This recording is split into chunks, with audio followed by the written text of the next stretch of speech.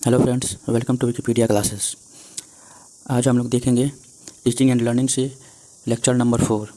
इस लेक्चर में हम लोग देखेंगे कम्युनिकेशन या संप्रेषण से संबंधित क्या क्वेश्चन आ सकते हैं एग्जाम में। ठीक है, तो चलिए तो स्टार्ट करते हैं।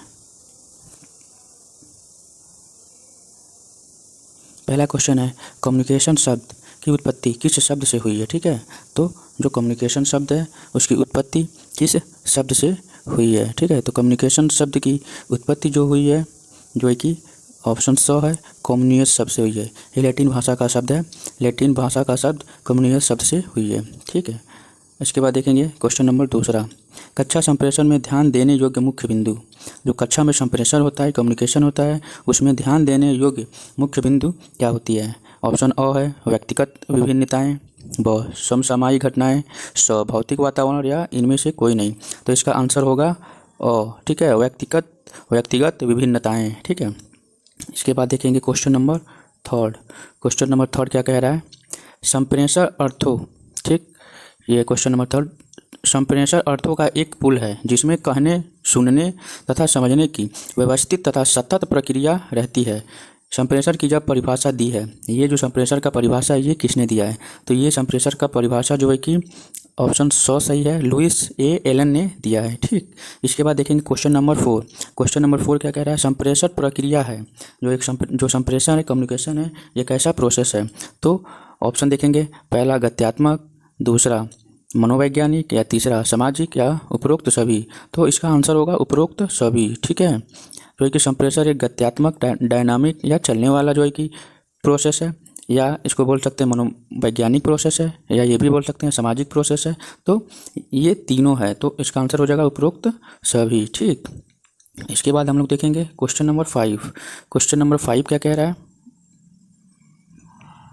संचार वह प्रक्रिया है जिसके द्वारा दो या अधिक लोग विचारों, तथ्यों, भावनाओं एवं प्रभावों आदि का इस प्रकार विनिमय करते हैं कि संचार प्राप्त करने वाला व्यक्ति संदेश के अर्थ, उद्देश्य तथा उपयोग की भली भांति समझ लेता है। ठीक है, तो इसका जो है कि हम लोग देखेंगे क्या होगा आंसर, पॉल लिंगसन या प्रोफेसर मार्शल का, सो है हर्बर्ट स्पेंसर, या इनमें से कोई नहीं। तो इसका आंसर होगा पॉल लिंगसन का। ठीक है, इसके बाद ये जो कथन है पॉल लिंगसन का है। ठीक है, इसके बाद देखेंगे क्वेश्चन नंबर 6। क्वेश्चन नंबर 6 है सामूहिक संप्रेषण का गुण। सामूहिक जो संप्रेषण का गुण है, तो देखेंगे सामूहिक संप्रेषण का कौन सा गुण इसमें है। यह विधि सरल तथा सस्ती है, ब यह विधि छात्रों को व्यवहार कुशल बनाती है, स यह विधि छात्रों में नेतृत्व कुशलता का विकास करती है, द उपरोक्त सभी।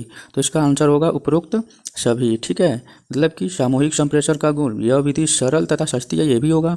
ब यह विधि सरल को व्यवहार कुशल बनाती है, यह विधि छात्रों को व्यवहार कुशल बनाती है, और स है यह विधि छात्रों में नेतृत्व कुशलता का विकास करती है। तो इसका आंसर हो जाएगा द उपरोक्त सभी। इसके बाद देखेंगे क्वेश्चन नंबर 7 हम लोग देखेंगे, व्यक्तिगत संप्रेषण का उद्देश्य है, छात्रों में व्यक्तिगत विभिन्नताएं होती हैं, बालकों की विशिष्ट योग्यताओं और व्यक्तित्व का विकास। ठीक है, या साधारण बालकों के लिए व्यक्तिगत शिक्षण आवश्यक है, या द उपयुक्त सभी। तो इसका आंसर क्या होगा, उपयुक्त सभी। ठीक है, इसके बाद देखेंगे क्वेश्चन नंबर 8। क्वेश्चन नंबर 8 क्या कह रहा है,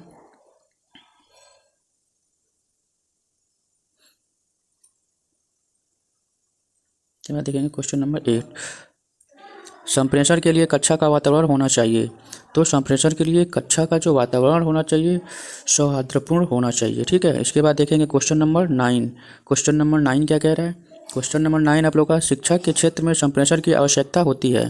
तो शिक्षा के क्षेत्र में संप्रेषण की आवश्यकता और अनिवार्य शिक्षा के लिए, शिक्षा व्यवस्था पर नियंत्रण के लिए, शिक्षा अधिकारियों को निर्देशन देने के लिए, या उपरोक्त सभी। तो इसका आंसर हो जाएगा उपरोक्त सभी। ठीक है, इसके बाद देखेंगे क्वेश्चन नंबर 10। क्वेश्चन नंबर 10 क्या कह रहा है, शिक्षा में संप्रेषण प्रक्रिया का प्रमुख सिद्धांत माना जाता है। तो सजगता का सिद्धांत, योग्यता का सिद्धांत, सहभागिता का सिद्धांत या उपरोक्त सभी। तो इसका भी आंसर हो जाएगा उपरोक्त सभी, ठीक है। इसके बाद देखेंगे क्वेश्चन नंबर 11। क्वेश्चन नंबर 11 क्या कह रहा है, किस संप्रेषण में सदैव भाषा का उपयोग किया जाता है, ठीक है। कौन सा ऐसा संप्रेषण जिसमें सदैव हमेशा जो है कि भाषा का प्रयोग किया जाता है। तो जो शाब्दिक संप्रेषण होता है उसमें सदैव भाषा का प्रयोग किया जाता है। तो इसका आंसर हो जाएगा और शाब्दिक संप्रेषण में, ठीक। इसके बाद देखेंगे क्वेश्चन नंबर 12। क्वेश्चन नंबर 12 क्या कह रहा है, क्वेश्चन नंबर 12 है, विचारों के आदान प्रदान अथवा व्यक्तिगत वार्तालाप द्वारा बालकों को अध्ययन में सहायता, आदेश तथा निर्देश प्रदान करने के लिए शिक्षक का प्रत्येक बालक से पृथक पृथक साक्षात्कार करना व्यक्तिगत संप्रेषण कहलाता है। यह परिभाषा जो है कि किसके द्वारा दिया गया, तो ये परिभाषा जो है मेलविन ने दिया था, ठीक है। तो इसका आंसर हो जाएगा ब। इसके बाद देखेंगे क्वेश्चन नंबर 13। किसके अनुसार सामूहिक संप्रेषण, किसके अनुसार सामूहिक संप्रेषण विधि छात्रों को सुझाव और नवीन ज्ञान प्रदान करती है। तो ये किसके द्वारा दिया गया था, तो ये रायबर्न के द्वारा दिया गया था। इसका आंसर हो जाएगा और रायबर्न के द्वारा दिया गया था। इसके बाद हम लोग देखेंगे क्वेश्चन नंबर 14। तो क्वेश्चन नंबर 14 क्या कह रहा है, कक्षा कक्ष शिक्षण की प्रक्रिया किस प्रकार का संप्रेषण है। कक्षा कक्ष क्लासरूम टीचिंग की जो प्रक्रिया है किस प्रकार का संप्रेषण है। तो ये एक सामूहिक संप्रेषण है, क्योंकि कक्षा में बहुत सारे बच्चे होते हैं, इसलिए ये सामूहिक संप्रेषण के अंतर्गत आएगा।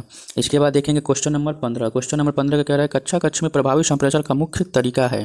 जो कक्षा कक्ष है उसमें जो है कि प्रभावी संप्रेषण का मुख्य तरीका क्या होगा, तो इसमें होगा उद्देश्यपूर्णता, सक्रिय अध्यापन, क्रमबद्ध विषय वस्तु या उपरोक्त सभी। तो इसका आंसर क्या हो जाएगा, उपरोक्त सभी, ठीक है। इसके बाद देखेंगे क्वेश्चन नंबर 16। क्वेश्चन नंबर 16 क्या कह रहा है, संप्रेषण की प्रमुख रुकावट मानी जाती है। जो संप्रेषण का प्रमुख रुकावट मानी जाती है क्या होता है, रुचि का अभाव या भाषा की कमी या अ एवं ब दोनों या दोनों में से कोई नहीं। तो इसका आंसर हो जाएगा अ एवं ब दोनों होगा, मतलब कि रुचि का अभाव और भाषा की कमी ये जो है कि संप्रेषण में रुकावट पैदा करती है। तो इस प्रकार से हमारा ये संप्रेषण से संबंधित क्वेश्चन कंप्लीट हुआ, ठीक है। धन्यवाद।